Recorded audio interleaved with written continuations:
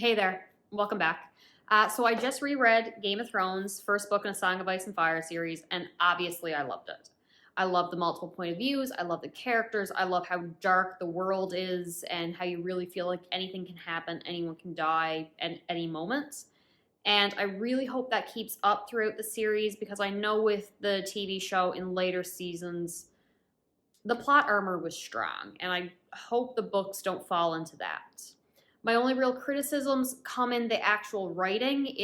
It's written, George R. R. Martin's writing style is very like dry, matter of fact, in your face. Like this is what's happening with, in my opinion, not much like flowery writing styles. And then there's a lot of heavy description to really set up the scene and the world. And I guess tedious. It can be a little tedious. You get used to the writing style pretty quickly though. I had an issue when I first read this book because everything was so dry, matter of fact kind of thing. I didn't really connect with the characters.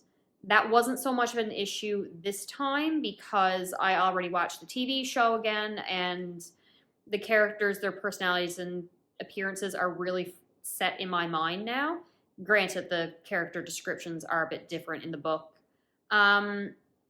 And honestly, I think the writing style is good for this story because if you went too, I guess, flowery or descriptions in the violence itself, it might come across as cartoonish. And really, I enjoy the way this book is written once I got used to the writing style again. I love the setup for like characters that are going to become more important along the lines, just like mentions of characters in tourneys or going off and doing this mission or just popping up from time to time. And when I first read the book and before I seen the TV show, I didn't know they would be important.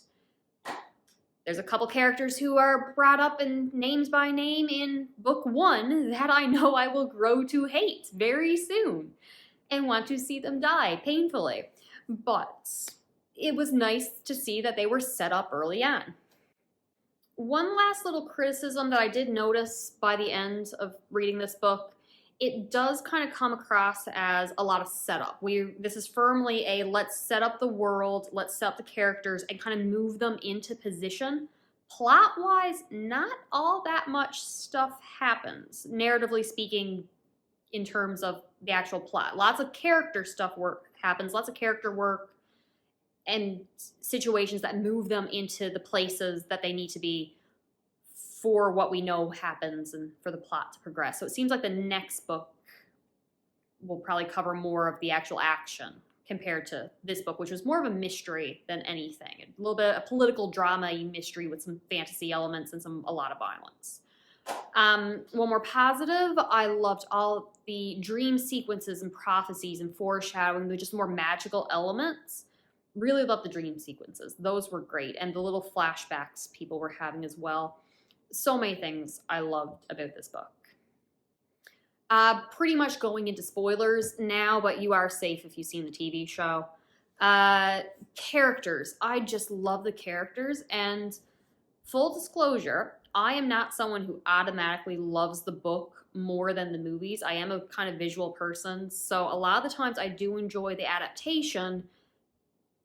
Not necessarily more than the books, but it's more memorable a lot of the times. And a lot of the times I do enjoy the adaptations, honestly, more than the books. If I'm being honest. This is not one of those times. The characters in this book, I love them more. Sansa's a good example. I was frustratingly annoyed with her in season 1 when I watched the TV show and grew to appreciate her over time.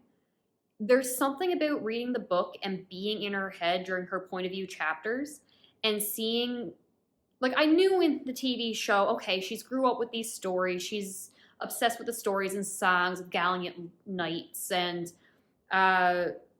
just kings and princes, and she just wants everything to be a fairy tale. I got that from the book, from the TV show, but reading it and being in her head, seeing and feeling how naive she is, and just seeing everything from her viewpoint, and then when everything crashes down around her, and she doesn't realize it at first, and when she does, she realizes how strong she needs to be mentally. No, I loved her so much in this first book. I don't know if I'm in minority in that. I don't know if most people aren't a fan of her. You're not supposed to like her by the end of this book. But really, she was great. I loved her. Side note though, nothing will ever capture, like, you can't capture in words. Sophia Turner, is that her name? Yes, Sophia Turner.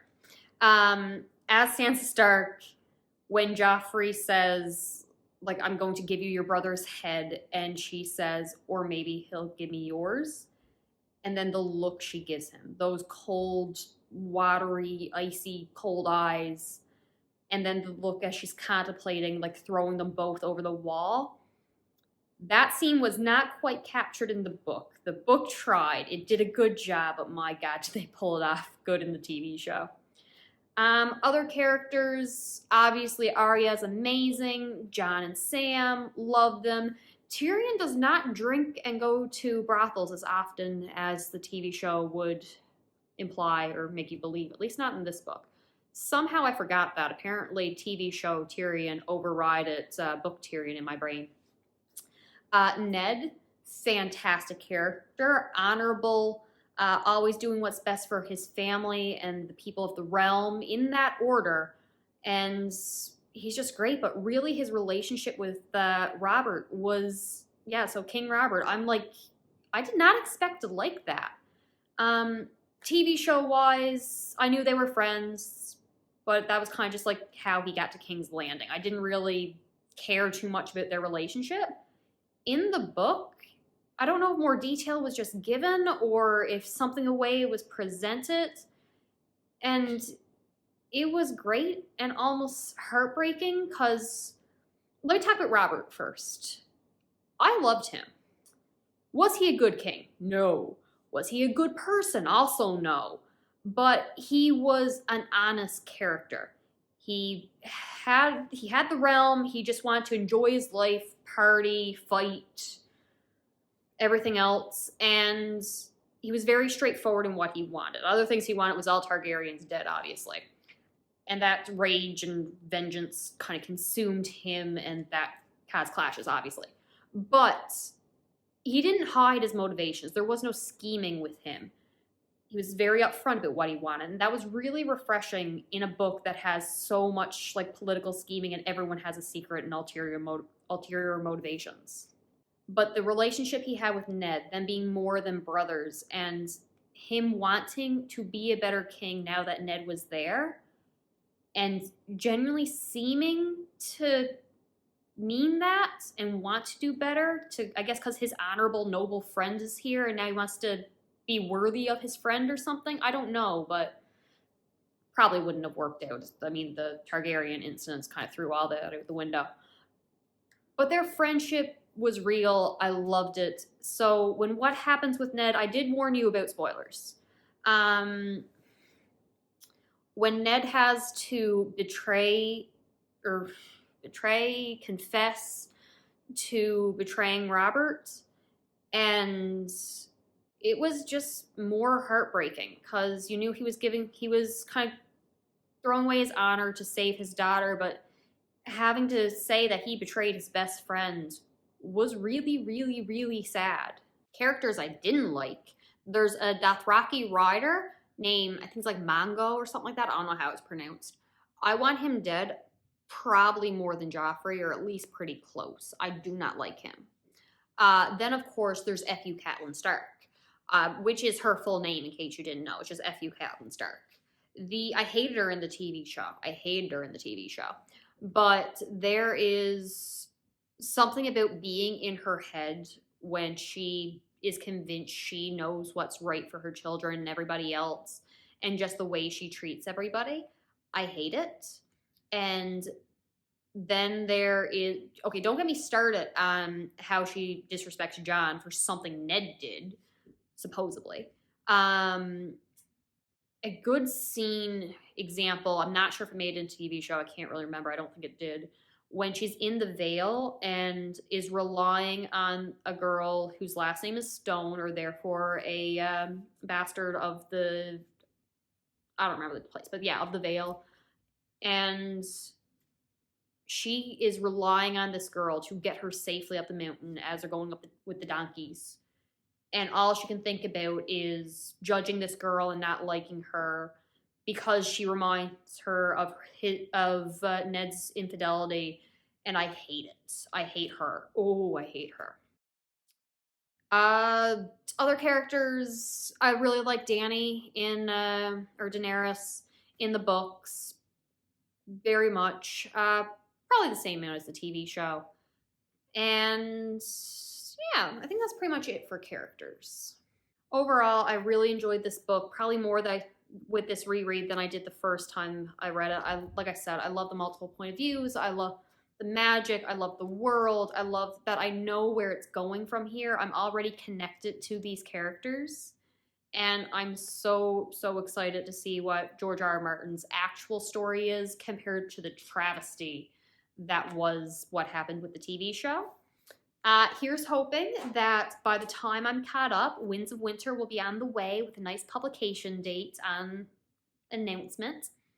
I'm gonna have to read really slow though, if that's the case, if I want that to happen.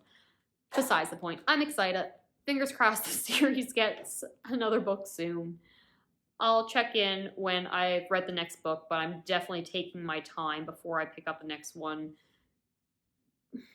There's not really much reason to, though. Winds of Winter isn't coming anytime soon, and I've only got like 4 books to read. Regardless, I'm going to enjoy the series. I'm just going to enjoy the series, and we're going to see where it goes from here. Bye.